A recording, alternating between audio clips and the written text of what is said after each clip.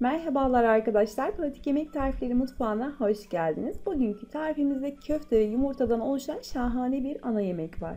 Eminim sizler de bu güzel yemeği çok seveceksiniz. Beni izlediğiniz için şimdiden teşekkür ediyorum ve bekletmeden hemen tarifime geçiyorum.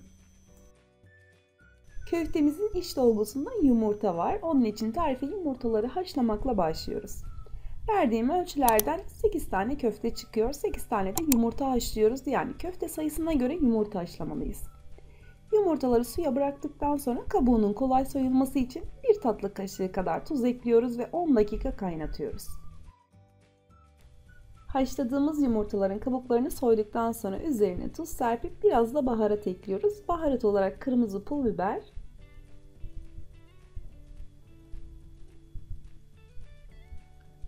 ve biraz da kekik serpiyorum. En son her tarafının baharatlanması için biraz karıştırıyoruz.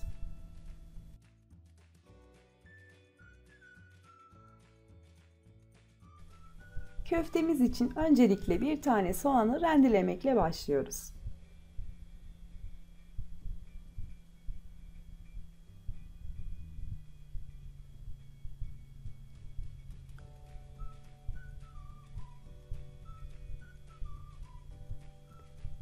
Arkasından 2 diş sarımsak rendeliyoruz.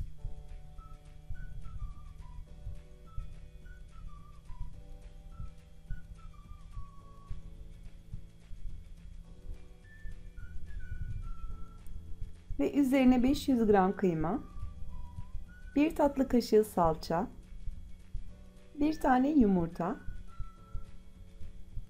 4 yemek kaşığı sıvı yağ, 4 yemek kaşığı un, ince doğranmış bir tutam maydanoz, son olarak yarım tatlı kaşığı tuz ve baharat ekliyoruz. Baharat olarak birer çay kaşığı kekik, kırmızı pul biber, karabiber ve nane ekledim. Ama baharatlara bağlı kalmayabilirsiniz. Yani istediğiniz baharatı kullanabilirsiniz.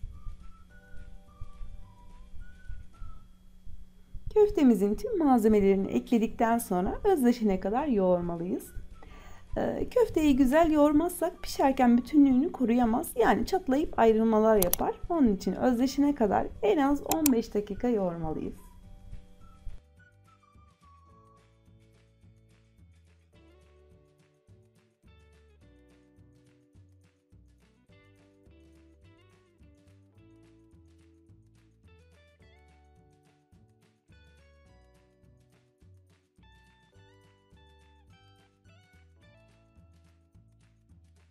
Köftemizi bu şekilde özleşene kadar yoğurduktan sonra şekillendirmeye geçebiliriz. Bir kasede yanımıza sıvı yağ hazırlayalım. Köftemizin pürüzsüz olması için elimizi yağlayarak başlıyoruz. Köfteden irice bir parça koparıp yuvarlayarak elimizle genişletiyoruz.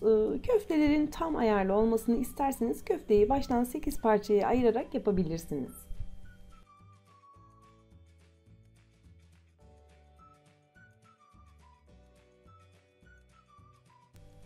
Elimizle yeteri kadar genişlettiğimiz köftenin ortasına yumurta yerleştiriyoruz. Sonrasında kenarlardan sıkıştırarak kapatıyoruz.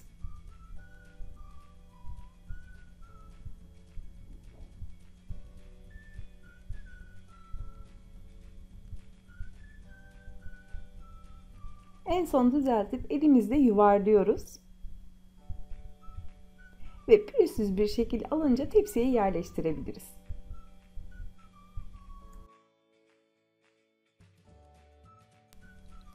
Şeklini verirken tekrar göstermek istiyorum. Öncelikle elimizi yağlayıp irice bir parça koparıyoruz. Sonrasında elimizin ortasında genişletip yumurta yerleştirerek kapatıyoruz. Şeklini vermesi gerçekten çok kolay. Genel olarak bu yemeği hazırlamak çok kolay. Sadece zaman alan kısmı köfteyi özleşene kadar yoğurmak olduğunu söyleyebilirim. Burada ekleyeceğim son şey ise tepsi olarak 30 santimlik bir turta kalıbı kullanıyorum.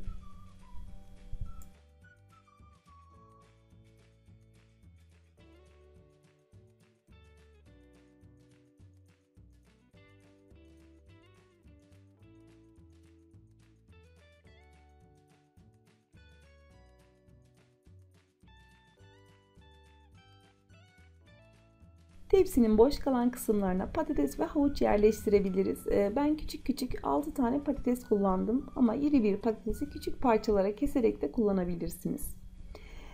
Patatesleri tuzlayıp baharatladım ve tepsinin orta kısmına yerleştiriyorum. 2 tane havucu ise 3 santim uzunluğunda kesip kenarlara yerleştiriyorum.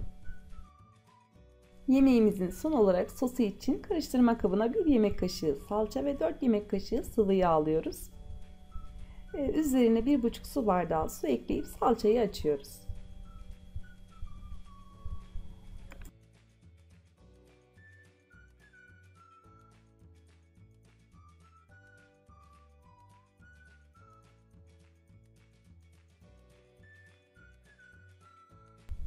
Hazırladığımız sosu yemeğin üzerine gezdirerek tamamını döküyoruz.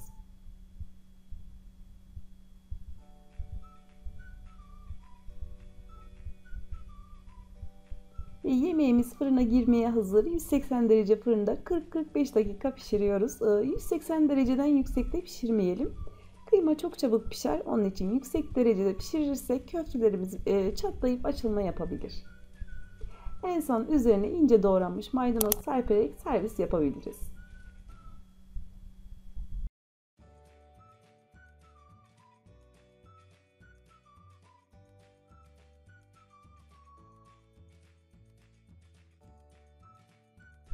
Köfteyi tabağa alıp içini de göstermek istiyorum.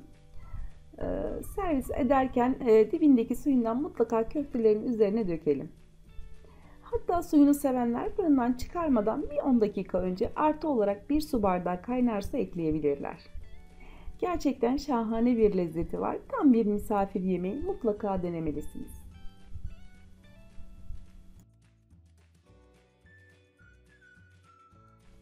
Bu güzel yemeği deneyeceklere şimdiden afiyet olsun. İzleyip yorum ve beğeni yaparak verdiğiniz destekler için çok teşekkür ediyorum. Kanalıma hala abone değilseniz yeni gelecek birbirinden güzel ve pratik tarifleri kaçırmamak için abone olup bildirim zilini açmayı unutmayın lütfen. Güzel yorumlarınız için tekrardan teşekkür edip kucak dolusu sevgiyle selamlıyorum. Bir dahaki tarifte görüşmek dileğiyle. Allah'a emanet olun.